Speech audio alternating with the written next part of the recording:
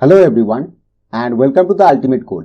तो इस वीडियो में हम जून 2020 यानी आज जो पेपर हुआ है जियोग्राफी का, उसके कुछ मेमोरी बेस्ड क्वेश्चंस और पेपर के टाइप्स कैसा था, डिफिकल्टीज कैसी थी, इसके बारे में डिस्कस करेंगे। आज की इस वीडियो में हम कट ऑफ नहीं बताएंगे, कट ऑफ तब बताएंगे जब एक्चुअल में पेपर आ जाएगा हमारे पास और उसको एनालिसिस करके हम कट ऑफ बताएंगे। ऐसे ही कुछ कट ऑफ बताना ठीक नहीं है, क्योंकि हमें जो फीडबैक मिला है वो पर्सन टू पर्सन वेरी करता है। तो आज की इस वीडियो में हम कुछ मेमोरी बेस्ड क्वेश्चंस और पेपर की जो टाइप्स था वो थोड़ा सा डिस्कस करेंगे। हाँ, ये बता देंगे जरूर कि कट ऑफ बढ़ेगा या घटेगा for UGC net qualified only. JRF का कट ऑफ के बारे में हम अभी बात नहीं कर रहे। तो चलिए शुरू करते हैं। सबसे पहले देखिए पेपर का जो टाइप था वो कैसा था। पेपर का type paper 1 easy to moderate था। ठीक है, पेपर 1 इजी था, उतना ज्यादा डिफिकल्टीज पेपर 1 में हुआ नहीं इस बार।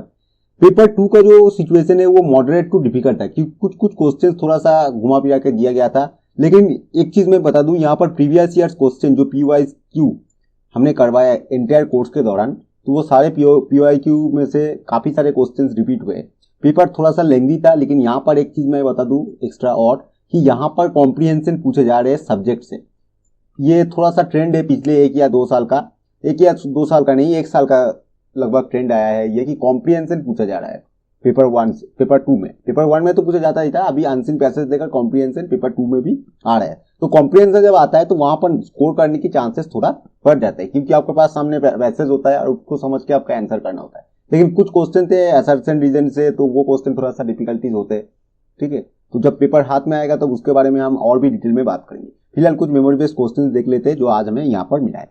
सबसे पहले देखिए, ये क्वेश्चन PYQ है, शायद ये 2012 में आया था। ओके, तो यहाँ पर who among the following Arab scholar made correction to Ptolemy's book. और ये जो हमने एग्जाम दिया था तब भी ये क्वेश्चन आया था, हमने 2012 में नहीं दिया था। ठीक है, उसके बाद ये रिपीट हुआ है। ये क्वेश्चन रिपीट होते रहते, 2-3 बार रिपीट हो चुका है ये क्वेश्चन। तो यहाँ पर ये बी जो LHDC है वो राइट आंसर है। जिन्होंने भी किया, अगर ये चारों ऑप्शन है या कुछ भी LHDC अगर ऑप्शन में है तो ये राइट आंसर है, क्योंकि टॉलेमीज बुक के किसने करेक्शन किया, एक ही आदमी थे जिन्होंने करेक्शन किया था। तो यहाँ पर LHDC हमारा राइट आंसर है। नेक्स्ट क्वेश्चन देखिए, यहाँ पर अकॉर्डिंग टू क्लाउड के हाइट के अनुसार इसको अरेंज करने दिया जाता था। तो हाइट के अनुसार अरेंज करते वक्त कई सारे स्टूडेंट गलती कर देते कि समझते हैं कि क्यूमुलोनिम्बस जो है वो लोएस्ट लेवल ऑफ क्लाउड से। ठीक है, लेकिन यहाँ पर निम्बस जो होता है लोएस्ट लेवल होता है, उसके बाद स्ट्रेटस होता है। ये जो सीक्वेंस है, सबसे पहले आपका जो क्लाउड आता है वो आता है सीरस। ठीक है, उसके बाद दूसरे नंबर पर जो आते हैं, ठीक है, मतलब यहाँ पर देखो, यहाँ पर जो ऑर्डर है वो order increasing order of height हो या डिक्रीजिंग ऑर्डर हो, उसके अनुसार अपोजिट होगा। अगर इंक्रीजिंग ऑर्डर है तो सबसे नीचे वाला जो क्लाउड रहता है वो रहता है निम्बस। ठीक है, ये लोएस्ट लेवल ऑफ क्लाउड होता है इनमें से। उसके बाद जो क्लाउड आता है वो हमारा आता है स्ट्रेटस। उसके बाद आपका आता है यहाँ पर क्यूमुलस, और सबसे ऊपर जो होता है वो सीरस। ये 4 कैटेगरीज है क्लाउड के।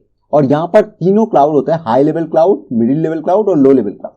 हाई लेवल क्लाउड में हम क्लासिफाई करते हैं सीरस, स्ट्रेटस और सीरोक्यूमुलस को। मिडिल लेवल में ऑल्टोस्ट्रेटस, ऑल्टोक्यूमुलस को, और स्ट्रेटोक्यूमुलस और निम्बोस्ट्रेटस जो है वो लो लेवल क्लाउड होता है। और दो होता है वो वर्टिकल क्लाउड होता है, क्यूमुलस एंड क्यूमुलोनिम्बस, ये वर्टिकल क्लाउड होता है। ठीक है, तो यहाँ पर क्या ऑप्शन था हमें नहीं मिला, हमें जब क्वेश्चन मिला कि ऐसे अरेंज किया गया था, तो ये इसके अकॉर्डिंग आंसर होगा। जिसको भी याद है वो कमेंट बॉक्स पे बता सकते हैं कि ये ऐसा क्वेश्चन था, तो हम उसका आंसर रिप्लाई में बता देंगे।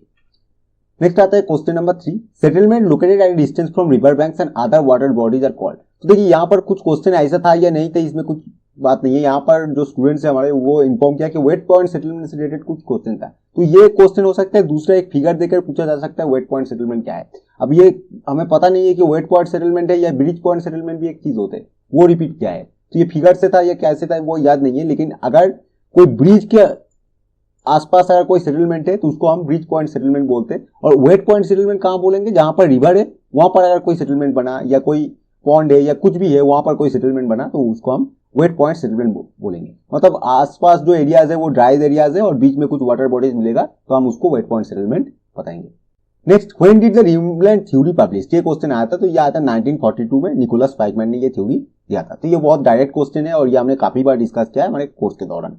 जो भी स्टूडेंट्स नए ये वीडियो को देख रहे हैं वो उसको पता है कि हम कंप्लीट कोर्स करवा रहे हैं, और उनमें से हमारे 2 टॉपिक जैसे जियोमॉर्फोलॉजी और क्लाइमेटोलॉजी, ये दोनों लगभग कंप्लीट हो चुके हैं। क्लाइमेट का 1 या 2 टॉपिक बचे हुए थे। ठीक है, कोविड के कारण हम कंप्लीट नहीं करवा पाए, लेकिन उसके बाद जो टॉपिक से हम एक के बाद एक हम करवाते जाएंगे। और PYQs और MCQs की सीरीज जो है वो भी कंटिन्यू चलता रहता है।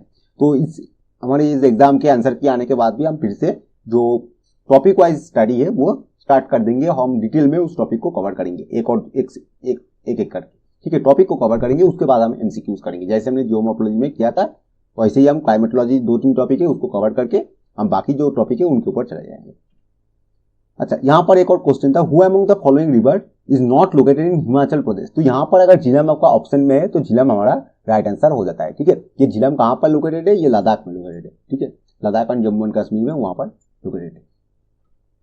Question number 6, which of the following wave is most destructive. ऐसे क्वेश्चन शायद आया था, तो इनमें से अगर ये 4 ऑप्शन है या जो भी ऑप्शन है तो एल यहाँ पर राइट आंसर है। और अगर पी और एस इन दोनों में से अगर पूछा जाता, तो अगर इन दोनों में से अगर कंपेयर करना है कि कौन सा ज्यादा डिस्ट्रक्टिव है, तो वहां पर पी डिस्ट्रक्टिव होगा। तो हमें यहाँ पर ऑप्शन तो बताया नहीं है, क्वेश्चन बताया कि डिस्ट्रक्टिव वेव से क्वेश्चन था, तो अगर 4 ऑप्शन में है तो वो एल हो जाएगा। और अगर पी और एस दोनों में से किसी एक को चूज करना है तो पी हमारा सबसे डिस्ट्रक्टिव वेव बनता है अर्थक्वेक की। और एल वेव को लैटरल वेव भी बोलते हैं, ठीक है, इसलिए एल वेव नाम है, लाभ वेव भी इसको बोला जाता है। अच्छा, यहाँ पर एक और क्वेश्चन था सैलिनिटी से रिलेटेड, ठीक है। ओशन में सैलिनिटी किसकी सबसे ज्यादा होती है, तो जो सैलिनिटी में जो सॉल्ट होता है उनमें सोडियम क्लोराइड सबसे ज्यादा होता है। और यही NaCl जो हम जो नमक इस्तेमाल करते हैं घर में वो NaCl या सोडियम क्लोराइड ही है। ओके, तो ये हमारा कुछ मेमोरी बेस्ड क्वेश्चन है। अगर आपके कुछ और याद है तो आप कमेंट बॉक्स में बता सकते हैं, उसको हम आंसर बता देंगे। और जैसे ही पेपर रिलीज हो जाएगा उसका क्वेश्चन और एमसीक्यूज के साथ कट ऑफ की वीडियो भी हम अपलोड कर देंगे। फिलहाल हमारे चैनल को सब्सक्राइब कीजिए। Bye bye, thank you, next video, have a nice day.